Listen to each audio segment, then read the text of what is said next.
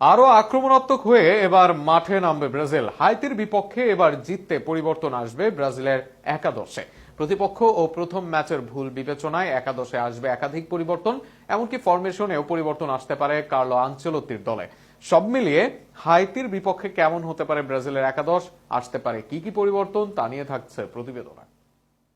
বিশ্বকাপের প্রথম ম্যাচটি প্রত্যাশিত যায়নি ব্রাজিল দলের। মরক্কোর বিপক্ষে ব্রাজিলের ফল 1-1 সমতা। দুই দলের ডেরায় পয়েন্টও এক। মরক্কোর বিপক্ষে জিততে না পারা আক্ষেপ হয়ে থাকবে ব্রাজিলের জন্য। সেই আক্ষেপের পুনরাবৃত্তি করতে চাইবে না ব্রাজিল দল, যে কারণে এবার একাদশে আসবে পরিবর্তন। হাইতির বিপক্ষে ব্রাজিল হতে পারে আরো আক্রমণাত্মক। গোলবারে অ্যালিসন বেকারের পজিশনিং নিয়ে প্রশ্ন ছিল, তবে গত ম্যাচের শেষ মুহূর্তে অ্যালিসনই বনে যান দলের ত্রাতা, যে কারণে আরো একবার এই গোলরক্ষকই হবেন বিশ্বকাপে ব্রাজিল দলের ভরসার নাম। সেন্টার ব্যাক ডুও নিয়েও নেই কোনো অভিযোগ। এমনিতেই গ্যাব্রিয়েল ম্যাগালাইস ও মার্কিনিওস বিশ্বমানের তারকা। এর উপর গত ম্যাচে নিজেদের দায়িত্ব ভালোভাবে পালন করেন তারা, যে কারণে আগামী ম্যাচেও মূল একাদশে থাকবে এই দুই ডুও। তবে পরিবর্তন আসতে পারে রাইট ব্যাকে। ডান দিক থেকে দানিলো নেমে গত ম্যাচে নিজেকে মেলে ধরার চেষ্টা করেছিলেন, বিপরীতে ইবনেইজ শুরুর একাদশে থেকে করতে পারেননি কাজের কাজ। তাই আগামী ম্যাচে দানিলো আসবেন শুরুর একাদশে। তবে গত ম্যাচের পারফরমেন্সের পর এবার টিকে যাবে সান্তোস।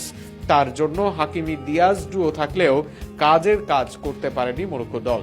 মাঝমাঠে 3 জন থেকে 2 জন নেমে আসবে ব্রাজিল দলে।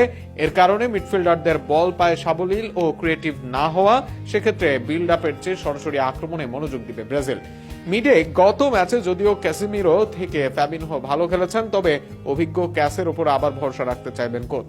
সাথে থাকবেন সেন্ট্রাল মিডফিল্ডার ব্রুনো গিমারেস। সেক্ষেত্রে আক্রমণ লাইনের সমীকরণ স্পষ্ট। রাইট উইং থেকে অ্যাটাকিং মিডে যাবেন রাফিনিয়া, সেখানে খেলতে অভ্যস্ত তিনি। ম্যাথিউস কুনহা পাবেন মূল একাদশের সুযোগ। গত ম্যাচের পর বিশ্বকাপে শুরুর একাদশ থেকে কার্যত জায়গা হারালেন ইগোর থিয়াগো। অপরদিকে দুই উইংয়ে গতির সমান ঝড় তুলতে দলে আসবেন লুইস হেনরিক। এদের সাথে লেফট উইংয়ে থাকবেন ভিনিসিয়াস জুনিয়র।